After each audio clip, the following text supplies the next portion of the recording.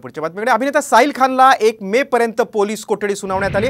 बहुचर्चित Mahadev betting app प्रकरणी मोठी कारवाई करण्यात आली। पोलिसांनी अभिनेता साहिल खानला अटक केली आणि त्याला मुंबईत आणलं।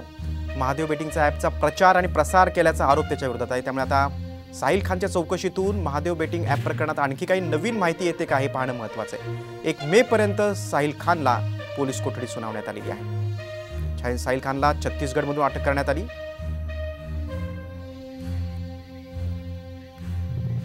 हो, नक्की हे काय प्रकरण आहे? सौरभ चंद्रकार महादेव बेटिंग ॲपचा मालक आहे। सौरभ चंद्रकारच्या लग्नात साहिल खानचं अनेक सेलिब्रिटींना आमंत्रण होतं। लग्नाच्या शाही थाटामुळे आणि खर्चामुळे हे लग्न ईडीच्या निशाण्यावर होतं। महादेव बेटिंग ॲप प्रकरणी मनी लॉन्ड्रिंगचं एक मोठं नेटवर्क समोर आलं होतं। महादेव ॲप प्रकरणातील आरोपींनी 15,000 कोटींचा जुगार आणि सायबर फसवणूक केल्याचं उघड झालं।